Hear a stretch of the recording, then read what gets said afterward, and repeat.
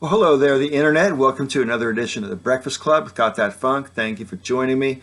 I know it's been a while, and I apologize about that, but that's just how it is. The whole grumpy old man thing kicks in for me an awful lot when I start talking about my opinions, and I don't necessarily want to invite the what I'm going to invite by doing that on my channel or this channel. So that's why I haven't been around for a while. I'm in such a state of despair at the world that I feel like making videos is pissing into the wind.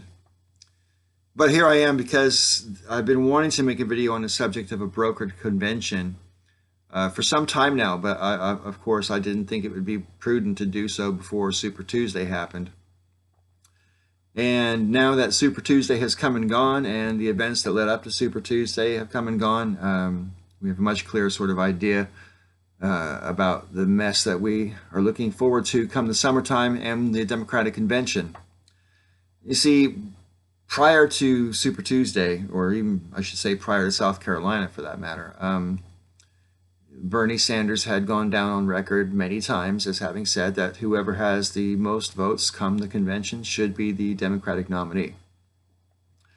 Now, I am amused by the fact that every single person who doesn't want Bernie to be president in the Democratic Party will try to hold Bernie to that, yet none of them were willing to make the same promise, including Joe Biden.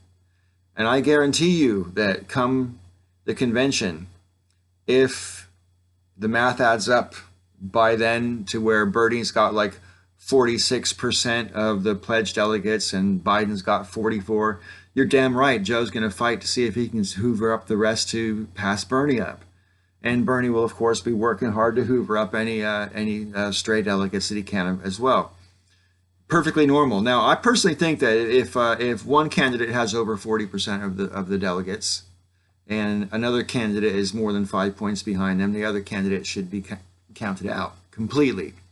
I think this idea that whoever is ahead in a brokered convention, going into a convention, should obviously win is just incorrect. I think Bernie was wrong to take that position in the first place. I don't think it was prudent, especially now that it looks like it's going to be a two-person race.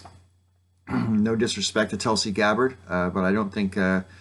unless the two guys currently running die between now and the convention, I don't think she has a shot. So, anyway, and even then, maybe. But I digress. My point basically is, with Bernie and Joe, when it comes to the convention, if there's only a couple of points between them, the number two guy is gonna try to do whatever he can to pass the number one guy up, and I think it's absurd if the number two guy is Bernie and he's, let's say, like 3 points behind or whatever in terms of the percentage of delegates, but and then people insist that he steps aside and doesn't try to get enough delegates to pass Joe up and get a majority. Because no one will expect Joe to do that if he's 2 or 3 points behind. No one. In fact, everyone will encourage Joe if he's 2 or 3 points behind to try to do exactly that. So I just can't stand I know there's plenty of people out there who are still ass-chapped because of their personal impression that Bernie Sanders was partly responsible for Hillary losing in 2016. But I hasten to remind everybody that Hillary didn't really fucking lose in 2016. She got 3 million more votes. It's just the Electoral College fucked us, and that's just true. Hillary didn't do bad because of Bernie. Hillary did just fine. Hillary did bad because the ancestors way back when were trying to placate the fucking slave states and gave us an electoral college. That's a different video. Needless to say, by the way, I'm all for abolishing the electoral college. I think it's archaic and it doesn't serve us very well. But that's, like I say, another video. Anyway, as regards to the convention this summer, it's going to be chaos no matter what. There's going to be so many people descending on Milwaukee to protest in favor of their own candidate, whoever that candidate may be. A lot of those people will be Bernie supporters. It can't be denied. And, I just hope that whatever goes down peacefully and constructively.